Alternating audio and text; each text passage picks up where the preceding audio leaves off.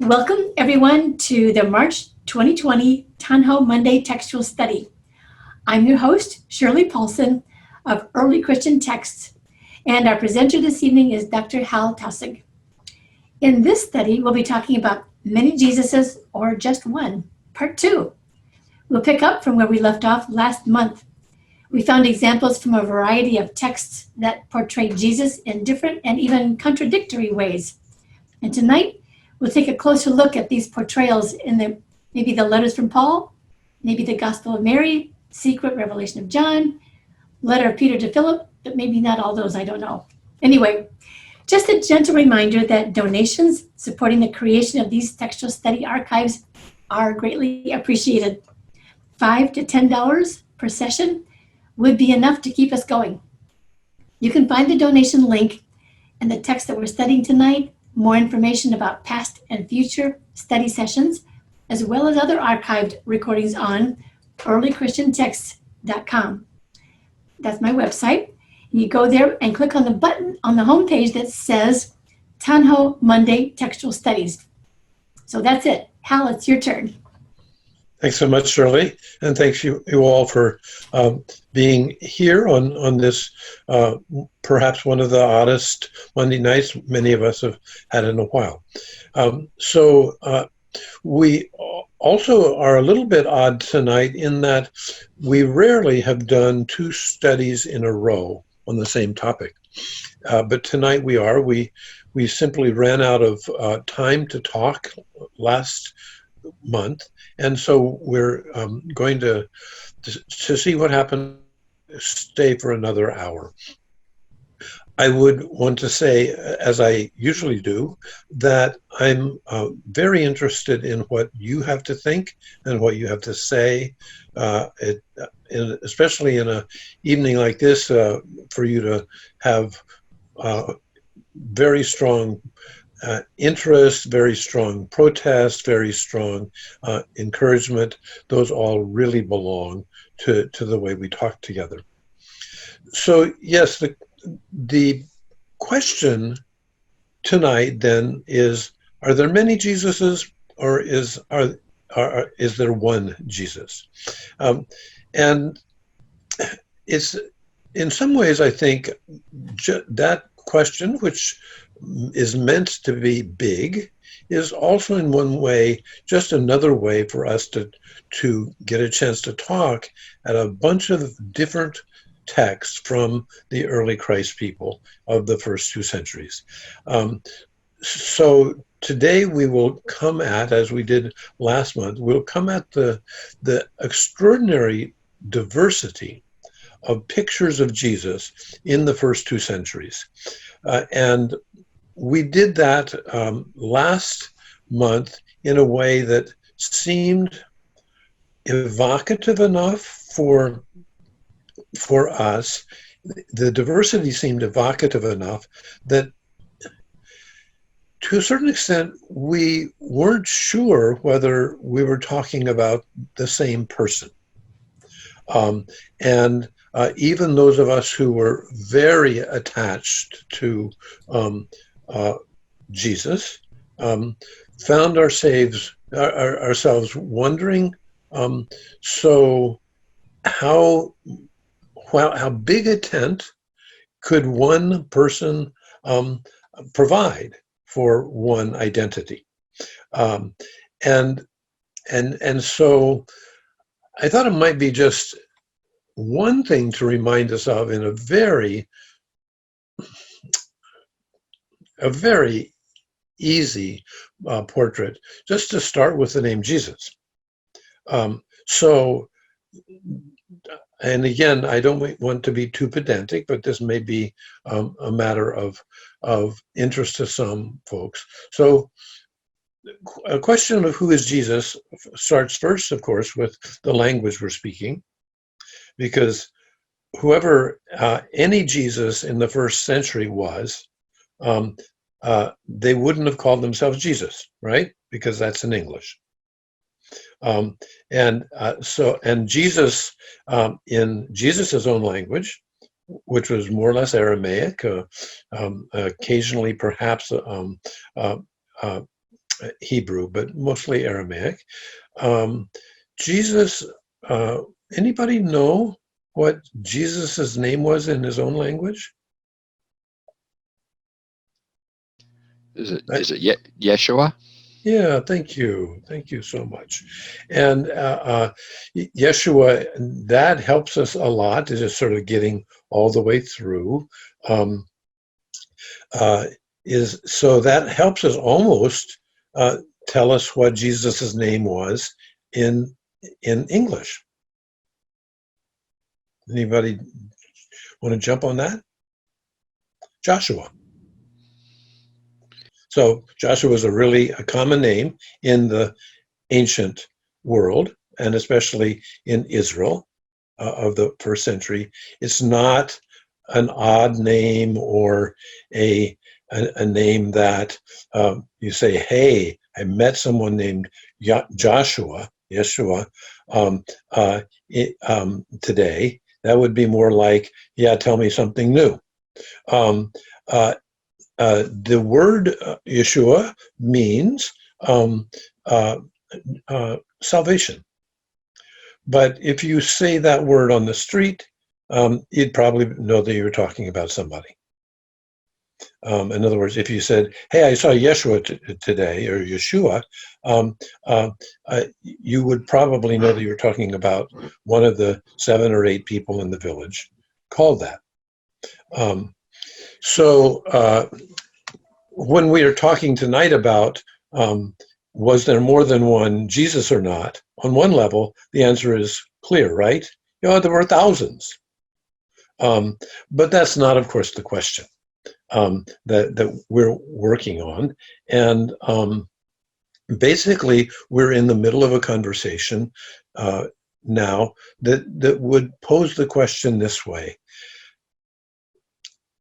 Since there are so many portraits of an important person living in Israel as a teacher called Jesus, and since those pictures of Jesus are just breathtakingly different, does it make sense to think about there being, in, shall we say, the field of the study of the early Jesus and Christ movements, does it make sense to think about there being one Jesus or many Jesuses?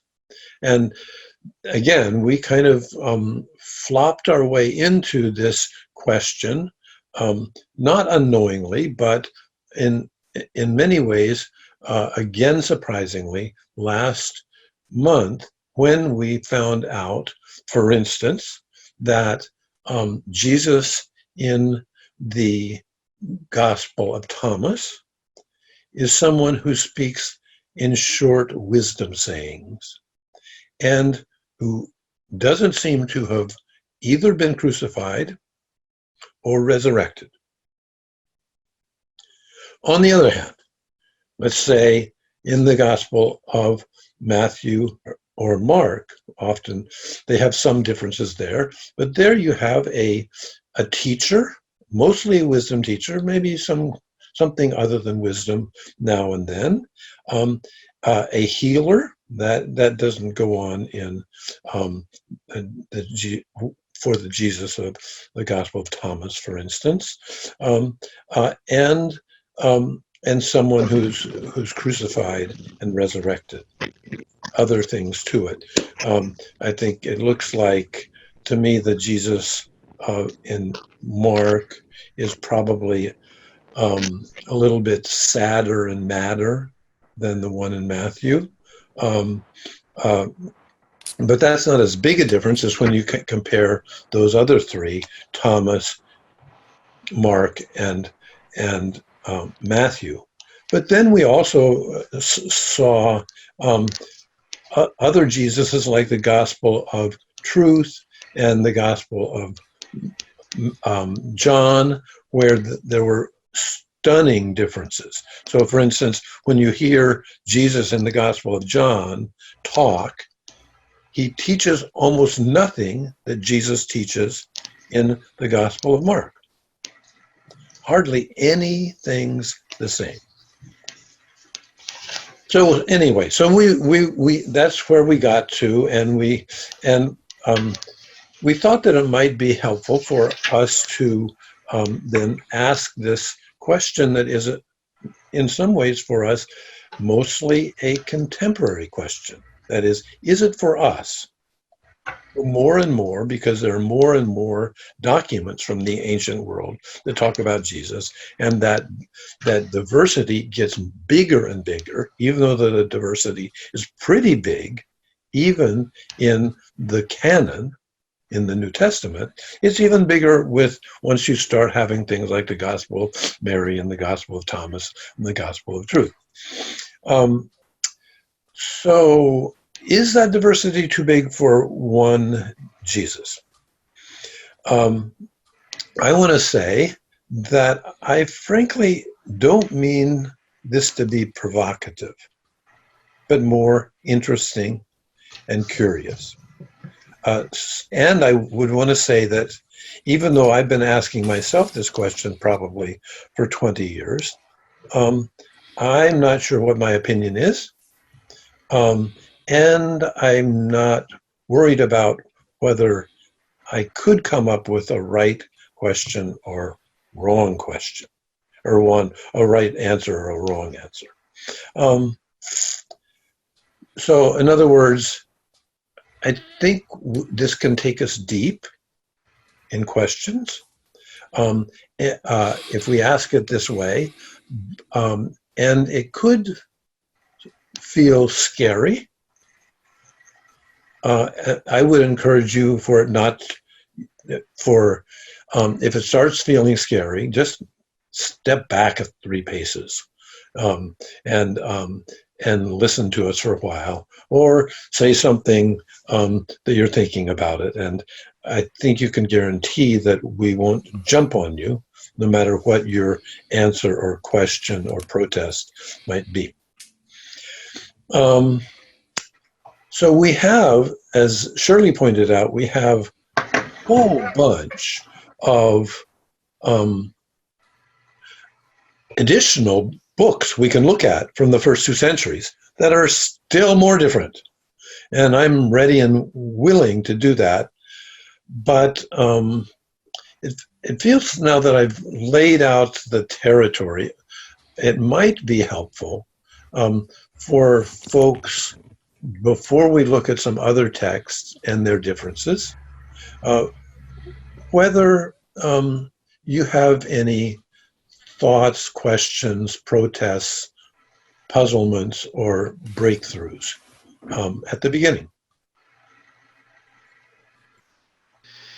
Hal, this is Tim Stover. Hi, Tim. This is a question that Lane McGahey is a close friend and colleague, and he has talked about in the canonical Gospels that you see maybe a process of the development of Christology, that between going from Mark clear on through to John's Gospel, that you see a growing, changing Christology that represents what the extended community is doing with trying to make sense out of what happens with this, quote, Savior that gets crucified. So that doesn't even go into the extracanonical Gospels. Any reflection on that? What is Christology? Yeah. Well, Lane would say it was the process through which those early communities turned Jesus into Christ, that as a title, not as part of his name. But that what does it mean to say Jesus is Christ? And in a sense, Christology would be the process of answering that. Christ means anointed, functionally, if you trace its roots back through. So is Jesus anointed in a particular way? I mean, for example, Paul, the Apostle Paul, is the earliest one we have talking about him, and he doesn't seem to know anything about a miraculous birth. He he talks about resurrection, wrestles with whether it's bodily or spiritual or whatever. But that's how Paul comes to know this Jesus as Christ, is through his own revelation. So then you have Mark's gospel in its original form doesn't have any miraculous birth and ends with an empty tomb. Then you get into Matthew and Luke, depending on where you want to date those. They both have miraculous births and life beyond the empty tomb. And then John's gospel, Jesus is Christ at the beginning of, I'm sorry, I shortcut there. In Mark's gospel, Jesus becomes Christ at his baptism by John. Right. So, Joy, did that help you with the term Christology? It's okay to say. It's okay. I'm not quite understanding what Tim's question is. Yeah, I think I got it. And let me say just a little bit more about Christology. Christology is a way of giving Jesus an important. Okay. Who is this guy, and what important name might we give him? So, Tim, thanks a lot for jumping right in. I would want to notice that, at least in the way Tim was talking about it, there is one Jesus. That the community is changing their view of Jesus over time. I mean, that's what I'm asking. Right, sure. I mean, that's what your colleague Lane has kind of talked about. Yeah. At least here on the left coast. Yeah. And can I jump in here for a minute? Sure. One of my favorite sayings of Jesus in his farewell address in the Gospel of John, where he tells his disciples, he says, I have to go away. He said, because you won't get the Comforter if I don't go away. And to a certain extent, what I see is, yes, there's one human Jesus, but this sense in the same way that when we have children, we see their beings literally and figuratively. We teach them and we influence them, but then they're on their own. They're their own person. And I see that with Jesus and the community. And I love that idea in the Gospel of John where he says, I have to go away or you're not going to get it. You're going to keep holding on to the physical me and you're not going to get the essence of who I am. And I think that what Jesus as a human person did and what many people do in this world is they seed human consciousness with their own example, their own life story, their own amazing whoever they are. And then people take that and take ownership of in their own way and make it something that blesses and continues and passes that down in one form or another. And if it had just remained static, as Jesus told the disciples in John, to make it our own. Thank you, Sally. By the way, I think we were getting a little bit of fuzziness in there, but I think I followed most of what you said. I think that is a very important way of laying that out. And so as you jumped in, Sally, on that, let me also say a bit about your question, Tim, as well. So I guess I would I would wonder about, it seems that what you and Lane have been talking about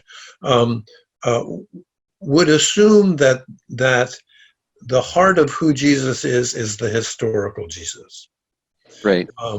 And if you start there, then what you have is an elaboration of one or several kinds.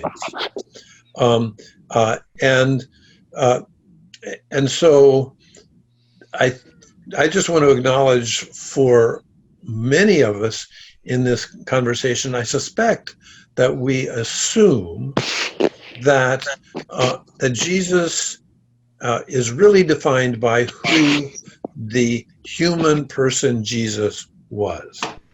Even if he gets named divine by a number of people, that's the starting point. From my point of view, I'm not so sure about that. In that, for two reasons. One is there's so many other Jesuses around in the stories that don't fit with the human Jesus that lived in Israel. And secondly, it doesn't look like we know enough about the historical Jesus. Now, I'm from the Jesus Seminar, and we thought we were hot stuff for 10 or 15 years because we thought we had found out who the historical Jesus was. I'm not so sure about that, but what I am a little bit sure of is, at least after we spent 15 years trying to figure out who the historical Jesus was, one of the things we found out is the most of what was written didn't seem to fit with the historical Jesus, and therefore the historical Jesus was didn't have enough material to be very meaningful or important, either for the first century or for the later century. Now, we can get into historical Jesus stuff later. I'm less interested in that, but I do notice that, Tim, if one thinks everything begins with the historical Jesus, then it's easier to say, oh, and it elaborated in these 7 different ways. The number of problems I have is that it looks like many of the Jesuses that get put into writing in the first 100 up to 200 years are stunning portraits, just gripping people, and not the same. In other words, frankly, I can hang out with the Jesus of the Gospel of Thomas. Give me 10 years with him, and we'll still be talking. The same with the Gospel of John. The same with Paul's Jesus. But they're not. It wouldn't be the same conversation. So, Tim, I guess I would say that's a weak no to how much Christology matters. I tend to see that we've got so much difference on our hands. I'd say 20 or 25 Jesuses, at least if you count the different people as different Jesuses. There's just a lot of beautiful things that different ones of them own, and different identities that they have. So that would be a partial answer, and I'm sorry we can't go too much deeper, Tim, on what we said. Let's see if there's some other thoughts kicking around before we look at some other. So it feels to me like we've jumped in very nicely. Hal, this is Barry. Thank Hey, you Barry. so much for these very invigorating ideas and for prompting this conversation. And one way, when it comes to the canonical portraits of Jesus, that I've found meaningful in talking with students about this is seeing the diversity of portraits of Jesus as the ways in which these authors are addressing the diverse needs and interests of their specific communities. And that resonates for me when it comes to a gospel like Matthew or Mark, where I think that case could be made. I don't know enough about the contexts of the diversity of gospels beyond the canon to know if that theory would hold up when it comes to a gospel like Thomas or Mary, and was wondering your thoughts about that. Thank you, Barry. Yes, and I certainly have spent a bunch of time in the territory you lay out, as noticing how if one would talk about different Jesuses or even the same, that one of the main ways of thinking about those differences in the different texts is there are different groups of people, different communities that actually fashion or discover different Jesuses for each of their situations. Or many of you know I'm a pastor as well as a scholar. What I would often talk about in church terms is that there are different gospels made for different communities. And so, for instance, I pastored a community of very poor African-American folks for 13 years. And it was clear to me, and then after that, I went and pastored for more time than that, a bunch of rich white people who lived 10 miles away. And their worlds were very different. And so I found myself using different gospels for different people, because I thought that, for instance, the Jesus for me of Mark, which is so broken and so mad and sad and so ingenious and funny, it just worked really well with my poor folks. They needed jokes. They liked jokes. They knew how to live with humor and loss. And on the other hand, my kind of fairly wealthy suburbanites really liked the Gospel of Luke, where Jesus was really in charge, and knew about the big world and could travel around in it. So that's how I think the way you're thinking helps. The answer to your question, and by the way, some of you know that I'm probably lying because no one knows what happened in the first century very well.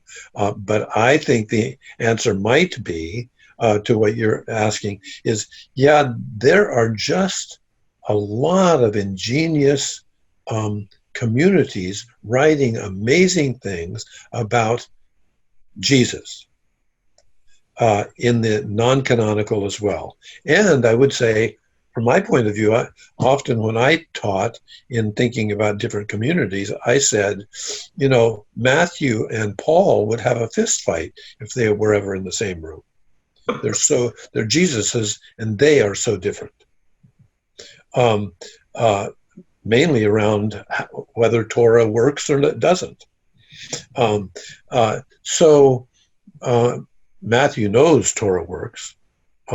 Paul starts swearing at people who use Torah too much.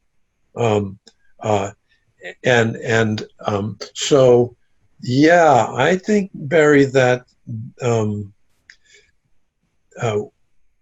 the Pandora's box is really opened in the last 50 to 75 years as we discover a lot more of these texts. And you know, I've said this before, but in the first 20 years of my life as a scholar, most of the new documents were not really, they were just coming into view. I did my PhD before that, and I and most of my colleagues, including the people who worked on the text first, basically said something like, this new stuff is just junk. It's somewhere between heresy and second rate. And I traveled in that world and said the wrong thing many times until the public kept saying to me, hey, I read that stuff. And it's really interesting to me. So I went back to work after 20 years, learned Coptic, and then by the end of my career had PhD students that only wanted to look at the new stuff. So I think that the character, brilliance, and power of the newly discovered documents easily matches the canon, and I think there's a lot of junk in both. Okay, so we're already halfway done, and we're just getting into it. Why don't I just tell you a little bit about a couple more documents, and then we can get back into this. Surely it feels like we didn't even need to bring new documents, but we're in the same trouble. Thank you. Yeah. So I thought I might read the beginning part of the Secret Gospel of John. That has Jesus talking in the first person. So this is the writer. Just then, while I was thinking these things, the heavens opened, and the whole creation below the heaven was illuminated with light below heaven, and the whole world quaked. I was afraid, and I watched, and behold, and this is Jesus' entry, and behold, a child appeared to me. Then the child changed himself into the form of an old man, had light existing within him. Although I was watching him, I did not understand this wonder, whether it is a woman having numerous forms in the light, for its forms appeared through each other, or it is one likeness that has three aspects. These aspects said to me, John, why are you doubtful and fearful? For you are not a stranger to this likeness. Do not be faint-hearted. I am the one who dwells with you always. I am the Father and the Mother, and I am the Son. I am the one who exists forever, undefiled and unmixed. Now I have come to instruct you about what exists and what has come into being and what must come into being. Okay, so I don't know how many of you have heard the secret revelation of John, and you should talk to Shirley because she's done her dissertation on it.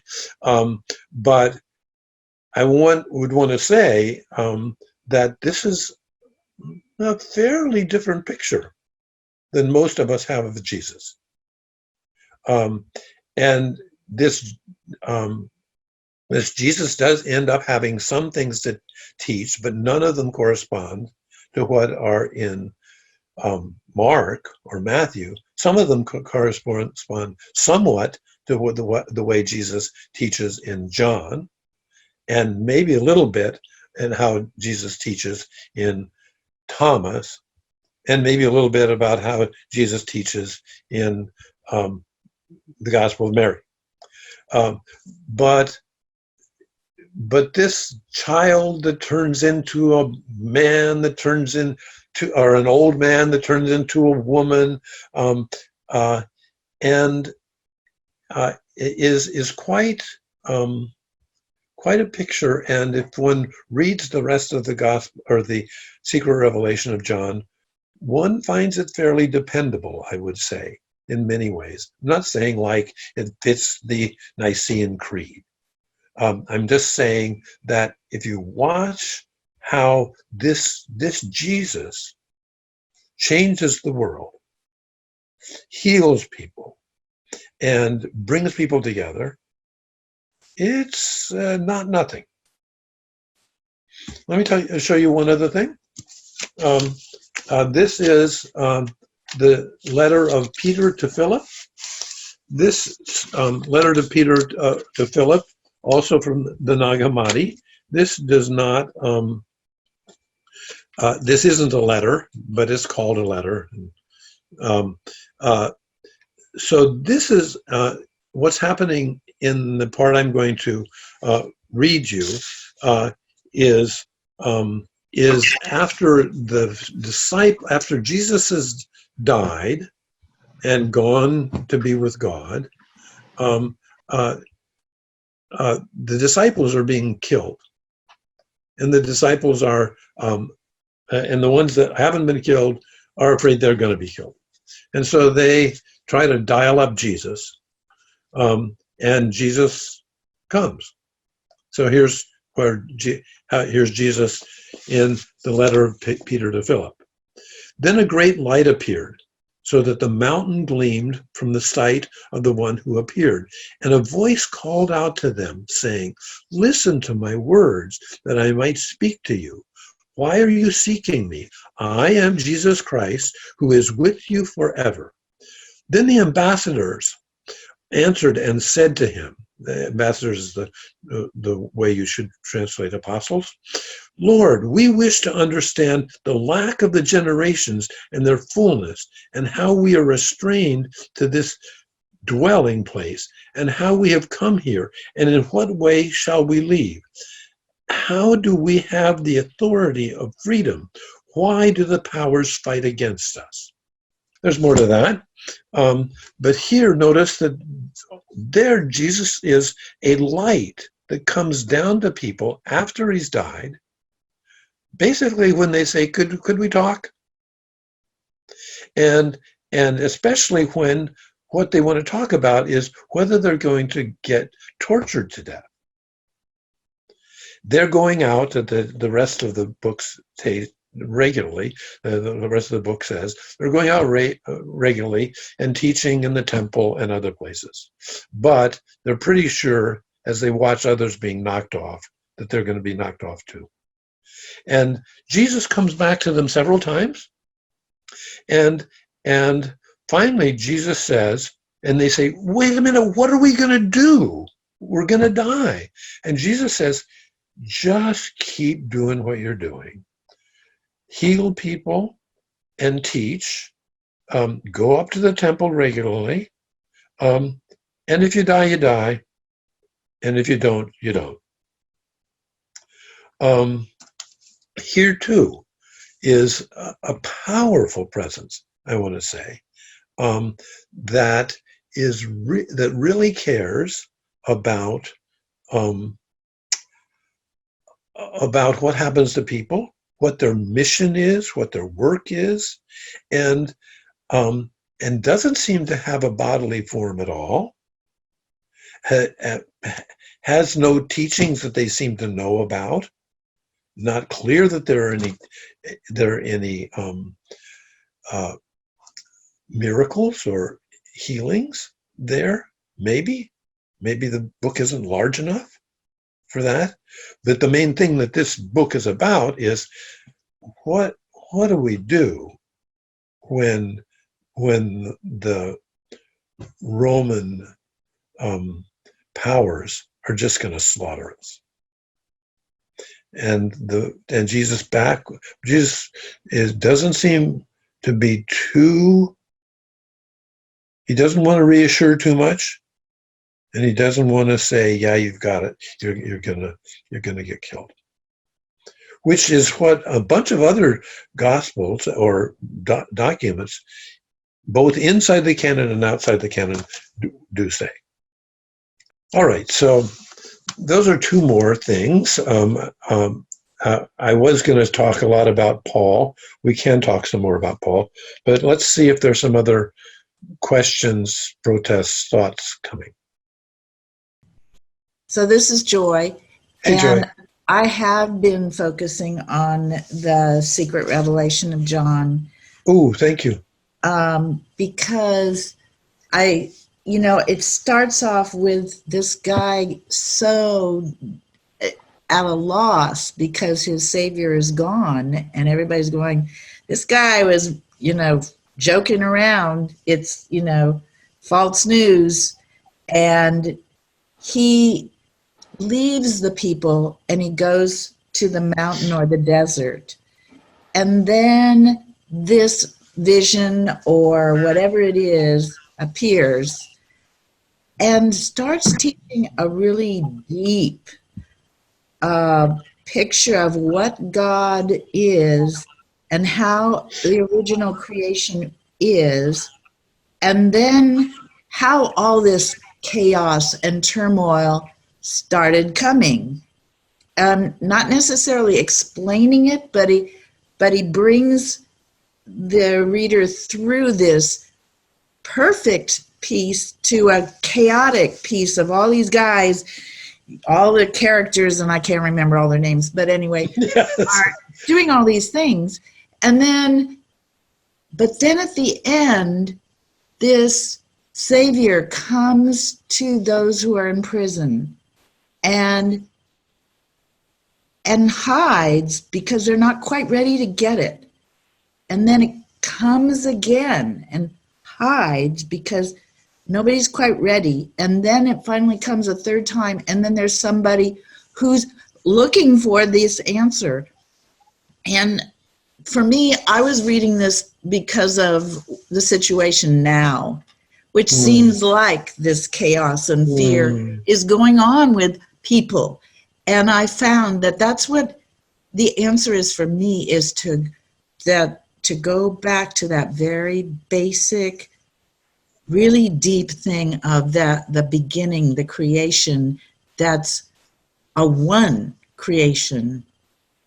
And that all this other stuff just got created from humans thinking they can do things.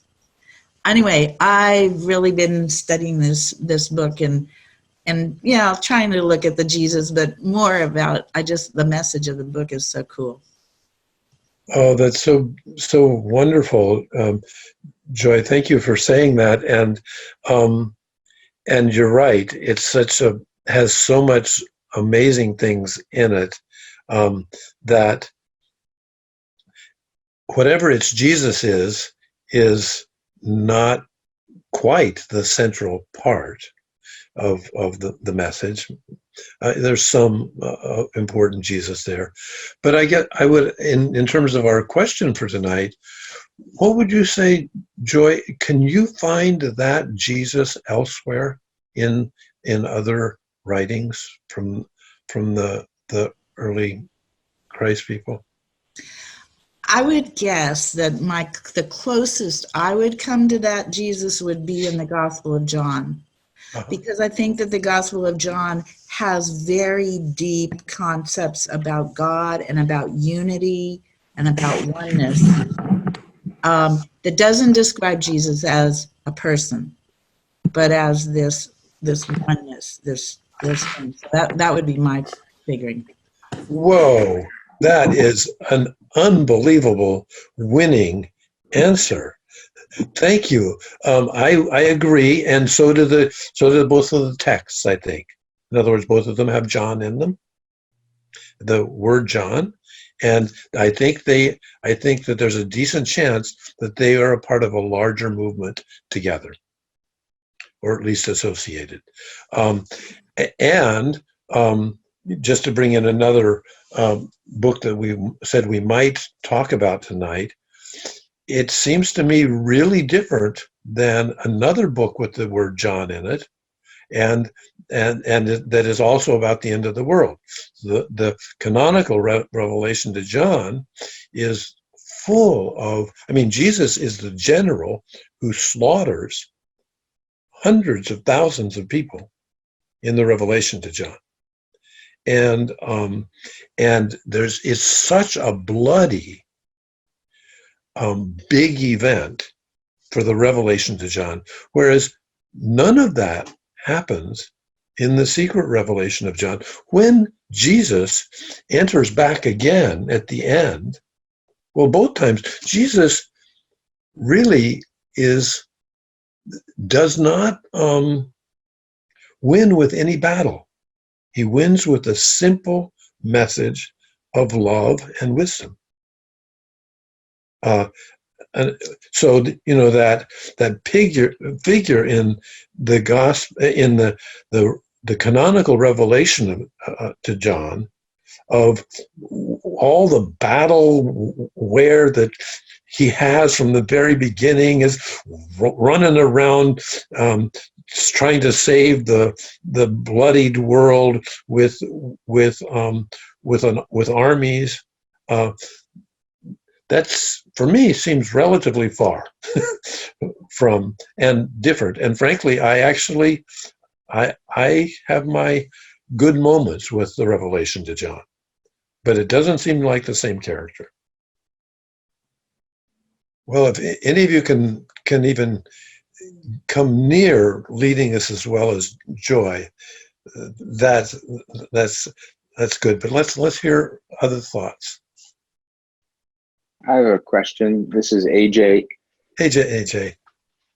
First, thank you. This is super fascinating and inspiring. Really appreciate the work that's going into this, Hal and Shirley. Is there any common quality among the Jesuses in the non-canonical writings that stands out as like an indicator of why they may have been avoided when the canon was being chosen? Great question, AJ.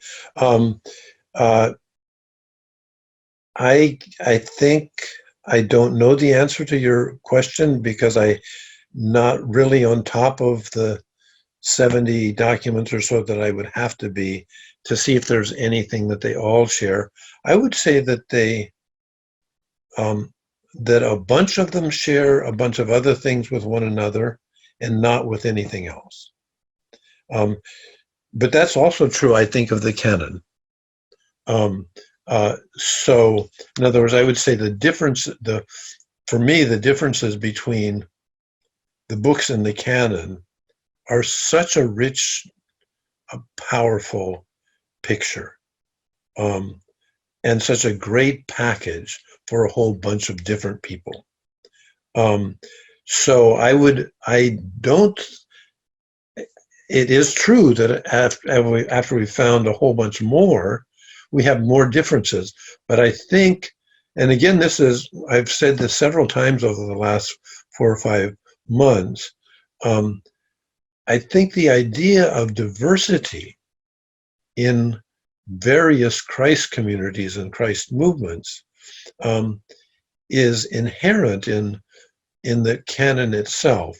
And this is what I've said before. So Irenaeus, who's not my favorite teacher in the 2nd century, has this amazing thing that I really love, and it's not really.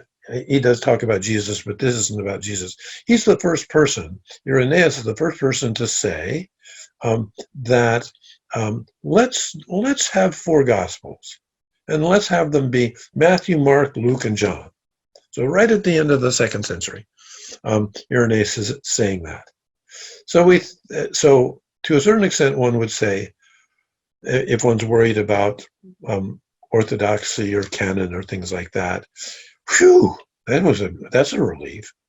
Except then the next thing that Irenaeus says is, I want these 4 Gospels because there are 4 winds that blow and 4 corners to the earth. In other words, the reason this great heresy hater of the end of the 2nd century, Irenaeus, the reason he wants 4 Gospels is because they're so different. There is a dimension to, I think, many of us that think, oh, if I could only figure out where the good guys are and where the bad guys are, in terms of documents, that would help us. But I think it's much more beautifully messy than that myself. But don't you think that? Hey, Stephanie! Don't you think that the 4 Gospels are the 4 winds of corners of the world? But when you look at the canon, it's a contextual flow, and I think we have to make room for that and also look at how the canon is being used from the time it's kind of put together up until today. And so there's a contextual flow, even though it's very diverse and all different kind of things going on. But at the end of the day, it's all moving in the same direction, if that makes sense. Because there's an agenda, right? And we talked about the different Jesuses for the different communities. But again, it's how it's taught. I grew up in the AME church, and I grew up in the AME church in a working middle class community.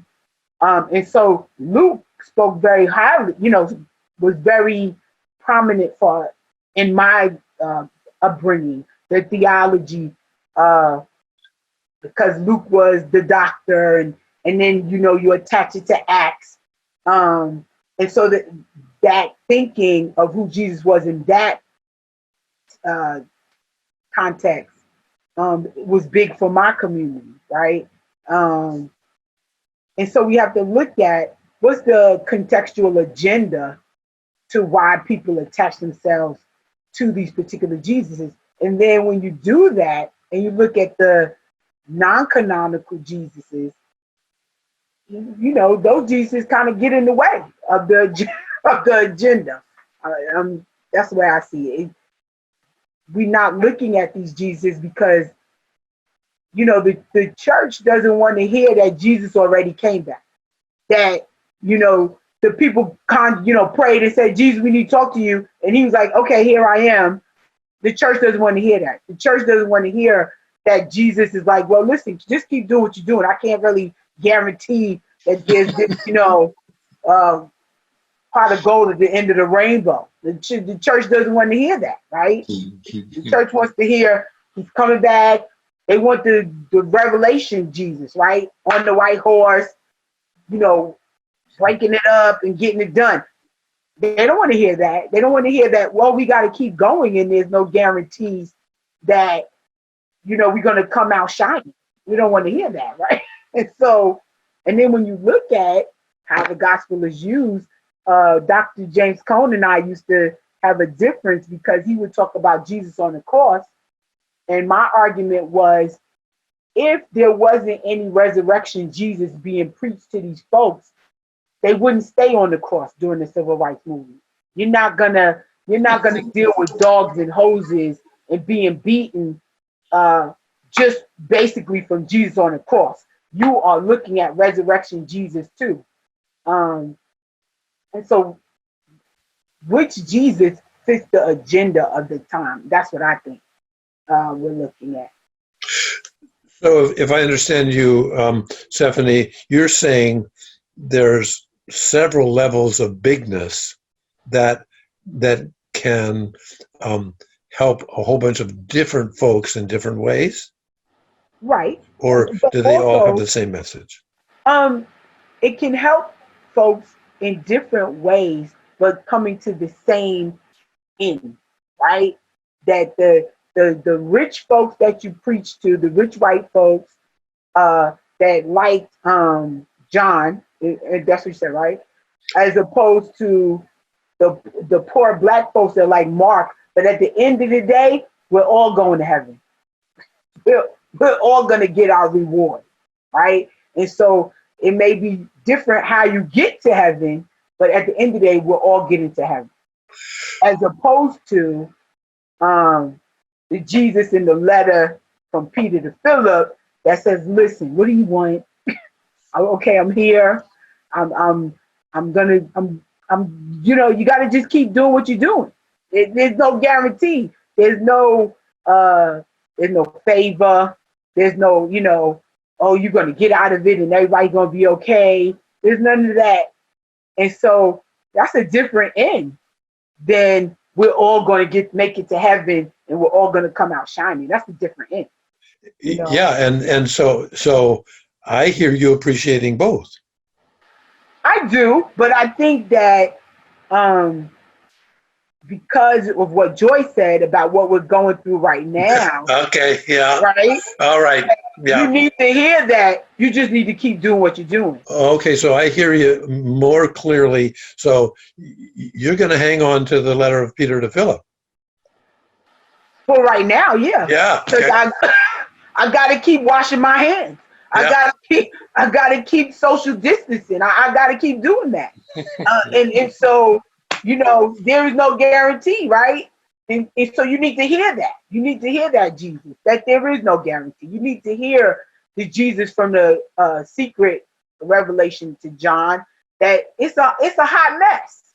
You know, and you need to hear that it's a hot mess, and that Jesus had some struggles when he came to do what he had to do. You know, a lot of people don't want to hear that, but you need to hear that. I got it.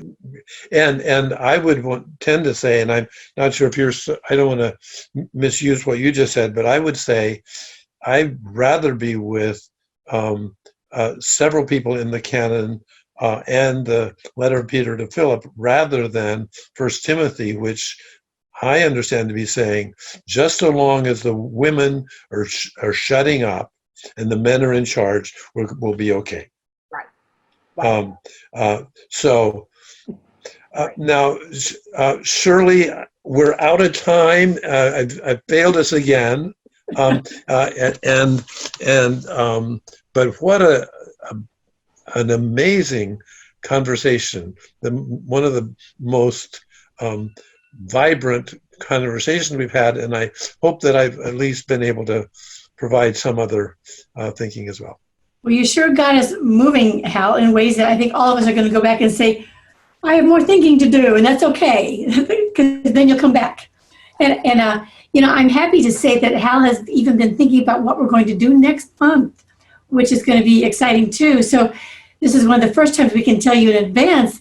Next month, we're talking about just 30 seconds on what that is for next month. Yes, we're going to look at the figure of Norea, who is a female divine figure in a number of newly discovered texts. She is known as a divine figure and also the daughter of Eve. It's going to be really great also. So if you think you got all settled with Jesus, come and get settled with Norea next time. Yeah. I'm going to close out with my little quote here, so if you wouldn't mind bearing with me again here too. Also, I want to just mention before we close out here, if you would like to get a reminder for next time, leave your name on the chat. I will keep the chat up this time. Also, I'm curious to know if any of you feel like, since we're all homebodies now, if you would prefer meeting earlier in the day next month or in the future while we're going through this kind of process. Let us know your feelings about that too on the chat part. We'll keep it the same unless a lot of people say change it for some reason. So meanwhile, I want to just tell you that this was the March 2020 Tanho Monday Textual Studies discussion on many Jesuses or just one, part 2, led by Dr. Hal Taussig. Once a month from 8 to 9 p.m. Eastern Time on Monday nights, generally the 4th of the month, the Tanho Center sponsors a discussion of one of the early Christian texts, or maybe some of more. Each session is led by a trained scholar, in this case Hal Taussig, who shares a well-framed overview of the particular text and allows discussion participants time to share their insights as well. Donations supporting the creation of these textual study archives are greatly appreciated. To donate, simply click on the Tanho Monday Textual Studies button on the Early Christian Text homepage. You'll also find the donation button directly to the Early Christian Texts so that we can keep hosting the website. Thank you so much. And a special thanks goes to Hal for another stimulating and amazing conversation about many Jesuses.